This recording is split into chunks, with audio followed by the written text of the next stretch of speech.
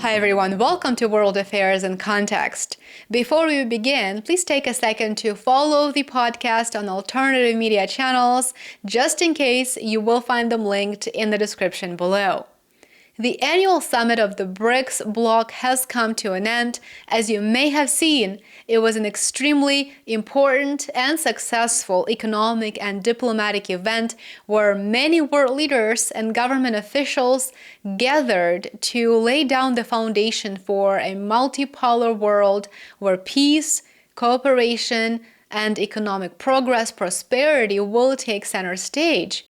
Before we get into the details of this video, I would just like to preface it by saying that very often I come across videos and opinions that seek to portray the BRICS bloc as a purely anti-Western alliance. And according to them, all it wants is to destroy the US dollar, is to deliver this massive blow to the US dollar. And of course, according to them, that is its sole purpose. It is time for us to grow out of that quiet, limited mindset, let me tell you.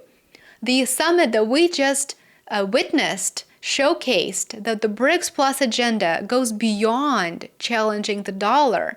And to do it justice, it is time to start speaking about other goals and highlighting what lies beyond the traditional, quite shallow, in my personal opinion, and most likely Western-led narrative of depicting the BRICS bloc as some form of an anti-Western alliance.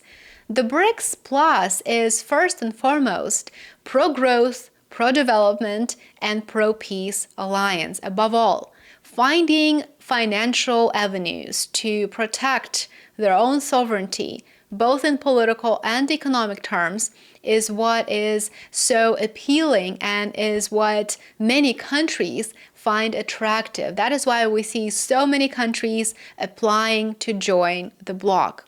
The US dollar being the foundation of US economic hegemony is only one of many steps towards multipolarity. So let's keep that in mind. On October the 24th, it was announced that 13 new nations have been accepted as official partner states. Not full members, but partners at this point. They will have an opportunity to participate in the extended BRICS Plus initiatives and projects.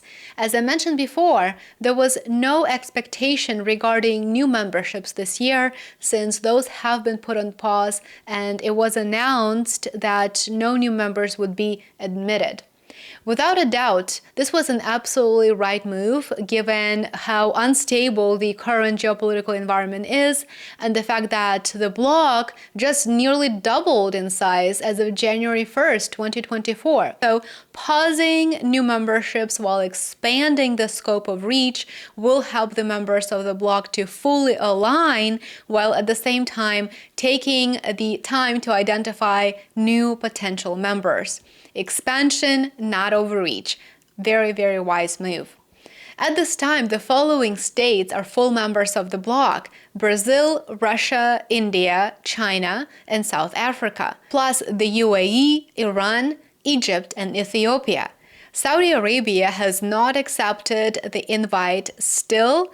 As a side note, during the BRICS summit, MBS was reportedly meeting with the United States State Secretary Antony Blinken, so that is clearly an indication of what the Saudi kingdom is leaning towards. Additionally, its absence from the BRICS summit indicates alternative interests.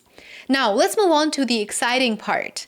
The 13 new partners are Algeria, Belarus, Bolivia, Cuba, Indonesia, Kazakhstan, Malaysia, Nigeria, Thailand, Turkey, Uganda, Uzbekistan, and Vietnam. As you can see, Saudi Arabia is neither a new member nor a new partner. However, 4 new partners are members of the ASEAN: Malaysia, Indonesia, Vietnam, and Thailand. Due to the tensions that are related to the South China Sea and other well-known reasons, this move is a good sign of the region hopefully moving towards enhanced unity and at the same time moving away from those actors who seek to destabilize it and threaten it and use it in their own game of chess. The entry of these countries was not made official during the summit, actually. Through the end of this year, the Russian presidency will hold consultations with the partner countries to make their membership of the BRICS official.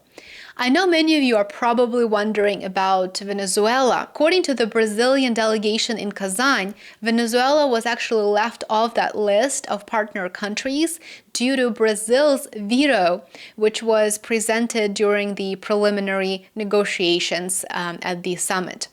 One of the biggest obstacles to expansion right now is the absence of a governance structure within the bloc. Previously, plans to establish the BRICS Parliament have been announced. It is my understanding that there is a clear plan for that to happen in order to oversee a successful expansion moving forward. But for now, the governance structure is lacking, and I think that is one of the main obstacles that prevents the bloc from being more aligned and from functioning efficiently. According to Yuri Ushakov, who is a Russia presidential aide, a decision was made to offer partnership as a way to assess, quote, how ready those countries are for full-fledged or any other BRICS membership. Yuri Ushakov also added that the possible BRICS expansion in the future will take place through the establishment of certain criteria for partner states. The association has agreed on important criteria for a partner state through which BRICS can expand further, he said. Brazilian Foreign Minister Mauro Vieira stated that the leading BRICS countries have already reached a consensus on the criteria and principles that will guide the bloc's future expansion. This is that partner model that I mentioned to you several times before. Here's what he said. The discussion focused on the criteria and principles for future BRICS expansion. Currently, there are 10 member countries, but there will be more in the future. These principles and criteria have been discussed, approved, and agreed upon. This has been our primary task in recent days, led by the Sherpas. Regarding the list of new members, consultations will begin soon.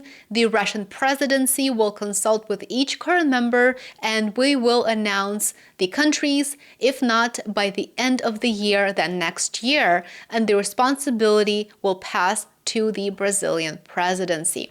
So he's clearly referring to the track to become full members. He's saying these are our partners right now. We will hold consultations with them through the end of this year. And if things go as planned, if nothing changes, then potentially these are going to be our new members. We will keep you posted, he said. Expansion of the bloc to include 13 partner countries gives all member states trade opportunities to access a combined population of 3.2 billion people. New partners are states that indicated their interest in pursuing South-South cooperation, something that the BRICS bloc is focusing on, as well as being mostly aligned with the overarching goals of the Global South. So I hope this quick update was helpful. Let me know your thoughts in the comments below. I would love to hear from you. As always, thank you for watching. Thank you for joining me. Remember to show your support. It truly goes a long way. Like, subscribe, and share. For more content, make sure that you check out my alternative social media channels. You will find them linked below, as always. And I will see you tomorrow. Enjoy the rest of your day. Bye for now.